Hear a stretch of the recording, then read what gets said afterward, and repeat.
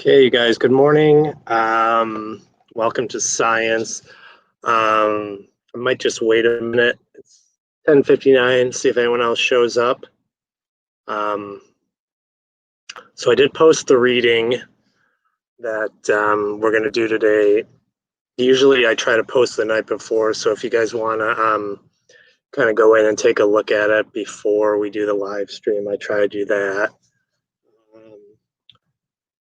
And if you guys are having any questions about any of this stuff, feel free to call or email, especially in the science. I know yesterday we did the periodic chart. That can be a little bit confusing, but if you have any questions about it, call or email. And also, I think Casey's mentioned it, we're also trying to do some tutoring here.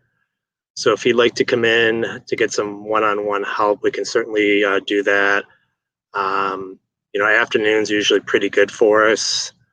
So if you're interested in doing that, you can email or call too. So those are some options we have right now. So I'm going to go ahead and get started.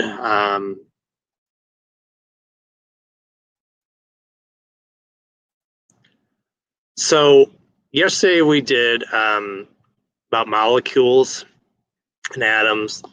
Today it's on chemical compounds. Let me see here. Okay. So it says all elements found on the periodic table have certain distinct properties. Elements are a single type of atom. While atoms are the fundamental building blocks of all matter, gold, for instance, is a soft, naturally occurring metal known for being beautiful and desired. Gold is malleable. While it's found naturally in environments, also reworked and incorporated into fine jewelry. Oxygen is a necessary natural occurring element. It's invisible, odorless gas is a crucial part of air we breathe and necessary for our bodies to function properly. Often elements like those noted are combined in varying ways to create new chemical substances. Chemical substances react in a certain way and also have certain discernible properties. For instance, when an oxygen atom and two hydrogen atoms come together, they form water, which is essential to life. When atoms of a specific substance are regrouped, a new substance is formed with often vastly different properties from the original substance. Occasionally, something completely harmless or even necessary can become dangerous or lethal when its molecules, a grouping of two or more atoms, are regrouped. The components of table salt are a good example of how different substances can look when their atoms are rearranged. Common table salt is also known as sodium chloride. It's an interesting chemical compound. While it's commonly consumed by humans, when you separate its atoms, sodium and chlorine, you're left with something quite different from the edible seasoning known as salt. The components of salt are sodium and chloride, both which are harmful for human consumption and even contact. Sodium requires a great care while being handled. If it comes into contact with water, the reaction can be flammable. While powdered sodium has the potential to be combustible explosion in oxygen or air. Chlorine, meanwhile, is an extremely caustic and dangerous substance. Chlorine is used primarily as a cleaning agent.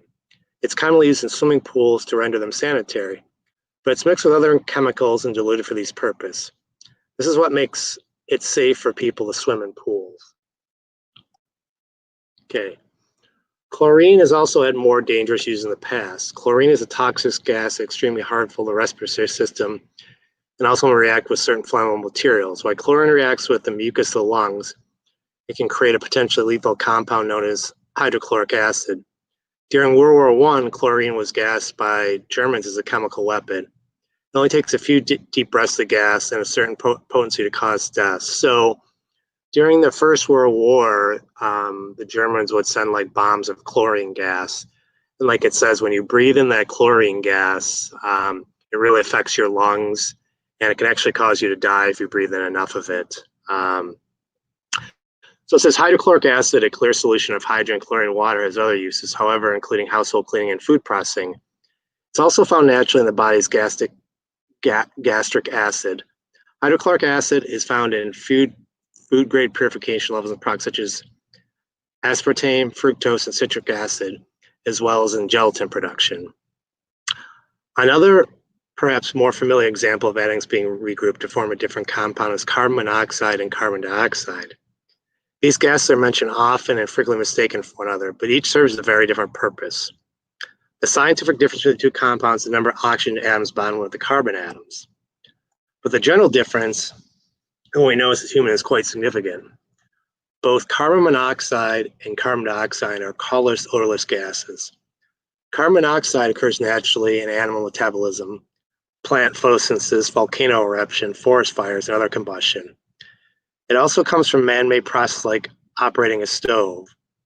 When carbon dioxide accumulates in a contained area, it can become lethal to humans. People who directly inhale enough carbon monoxide will lose consciousness, eventually die. That's why in a lot of our houses we have those carbon monoxide protectors, because once the level of carbon monoxide gets high enough, we breathe enough of it and we can die. That's why sometimes when people leave stoves on, you hear about people dying from carbon monoxide poisoning. So it says carbon dioxide, on the other hand, occurs naturally in the atmosphere. One way carbon dioxide is produced through breathing process of humans and animals. So when we breathe out, we're giving off carbon dioxide. So it says carbon dioxide is also emitted in the burning of fossil fuels. So start your car, the tailpipe, carbon dioxide is coming out of the tailpipe. Additionally, carbon dioxide can be found in lakes at the bottom of the ocean. While carbon dioxide occurs naturally, is not known to be as harmful as carbon monoxide. It can still be dangerous to humans when inhaled in certain qualities. Slight chemical changes can radically modify the characteristics of a compound. We don't have to look at radically different elements to find enormous difference. Sometimes only a small difference in chemical composition result in a very important alteration. So basically, what's it? Okay, all right. So basically, there's some questions from this reading. I think there's 10 of them, 11 of them, and the answers are all right here. So, and then down here, there are number of atoms by formula, and basically what you can do for this one right here, you can go back and look at your periodic chart will help you give some give you an idea of what these elements are. And it's just combining, so this one's combining Na and Cl, this one's combining hydrogen and oxygen, HL and Cl. So you got to find out what Na is, what Cl is, and then you add the atoms up, and basically up here you're going to find out what basically you're going to look at probably the first one and see what Na is and then what Cl is, and it's going to give you kind of what the name is. Like this one, H2O2, I believe would be hydrogen peroxide. So you're just going to have to look at your periodic chart to kind of get an idea how to do these. And all these are elements that are listed on there. So the Ca, Cl, Hs, Na, So, Ag, No. So you're just going to have to look, and you're going to add the atoms up from both for this one for H2 and O2, and just put the atoms and then just do the name. This is just to help you get familiar, and all the names are up here. So there's 12 of them, and they're all right up here. Okay, so if you have any questions about any of this, remember the answers are down here for that chart, and then the answers for the questions are right here. So I'm gonna let you work on that.